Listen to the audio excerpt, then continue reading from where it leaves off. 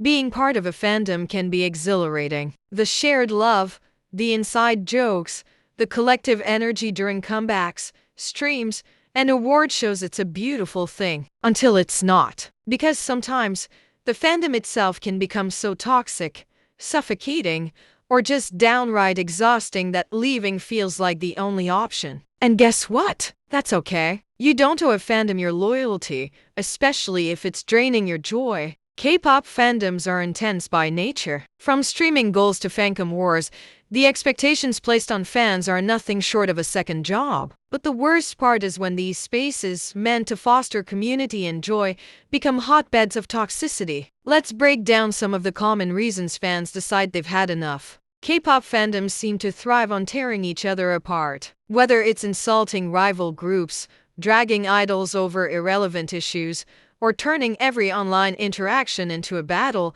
the constant negativity can feel suffocating. Sometimes it's not about defending your faves, it's about protecting your sanity. Some fans act like they own the fandom. If you didn't join at debut, if you don't know every obscure fact, or if you haven't spent your entire life savings on merch, you're labeled a fake fan. This elitist attitude can make fandom spaces feel more like a high school clique than a welcoming community. While negativity is exhausting, the opposite extreme can be equally harmful. In many fandoms, there's an unspoken rule that you must defend every decision an idol or their agency makes, even when it's problematic. Criticism is seen as betrayal, and voicing a valid opinion can get you dogpiled in an instant. Let's not ignore the intense pressure to constantly buy albums, merch, and concert tickets just to prove your dedication. For some fans, the financial demands can be overwhelming, especially when combined with the emotional toll of keeping up with every comeback,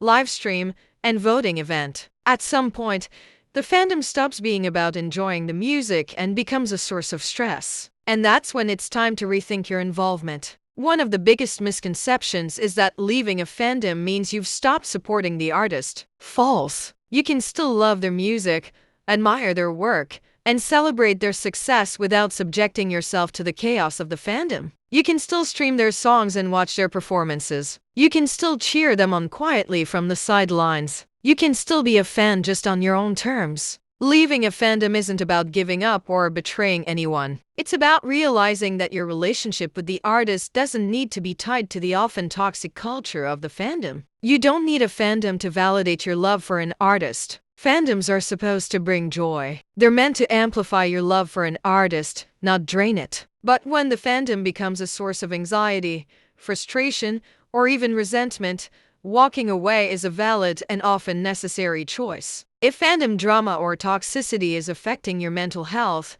you're absolutely allowed to step back. Your peace of mind should always come first. What felt exciting and fulfilling a few years ago might not feel the same today. Maybe you've outgrown the fandom culture, or maybe you just don't have the energy to engage the way you used to. That's not betrayal, that's growth. You're not obligated to stay in a space that no longer serves you. Setting boundaries, even if that means leaving the fandom entirely, is a form of self-care. So, you've decided to step away. Now what? Leaving a fandom doesn't mean you have to disconnect from the artist entirely. It just means finding new ways to enjoy their work without the added stress of fandom dynamics. You can still listen to their music, attend concerts, and follow their career without engaging with the fandom. In fact, many fans find that they enjoy the artist's work even more when they're not weighed down by fandom drama. Not every fan space is toxic. If you still want to connect with others who share your love for the artist, consider smaller,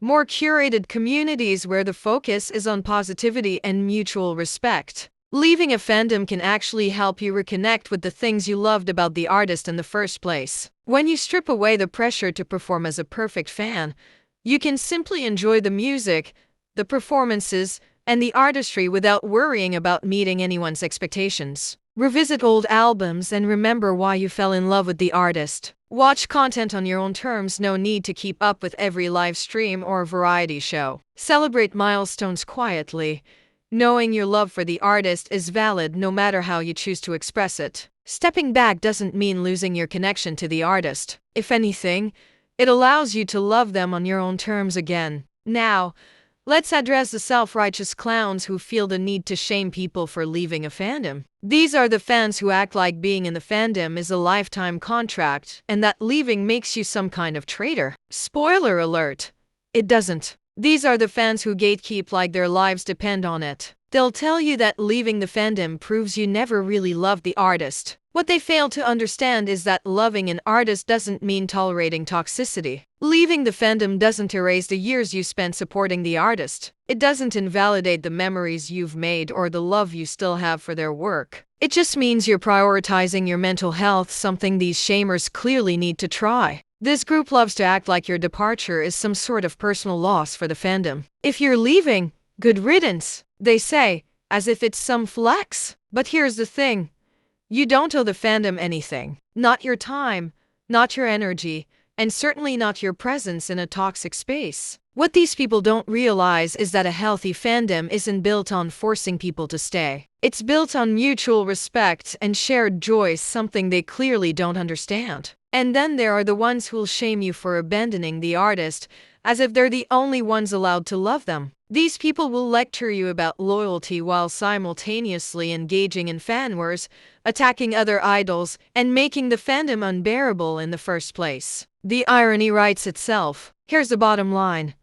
Leaving a fandom is a personal decision, and no one has the right to shame you for it. Fandom spaces are meant to be fun, inclusive, and uplifting. The moment they stop being that, you have every right to step away, no explanations needed. You don't owe anyone your time or energy. You don't have to stay in a toxic space just to prove your loyalty to an artist. You don't have to justify your choices to strangers on the internet. If someone tries to shame you for leaving, remember that their opinion doesn't define your worth as a fan. It's okay to leave, and it's okay to put yourself first. Fandoms can be incredible, but they can also be chaotic, overwhelming, and even toxic. If you find that being in a fandom is no longer bringing you joy, leaving isn't giving up, it's taking care of yourself. Love the artist, love the music, and most importantly, love yourself enough to step away when the fandom stops being a safe and enjoyable space. After all, your happiness is worth far more than anyone else's opinion.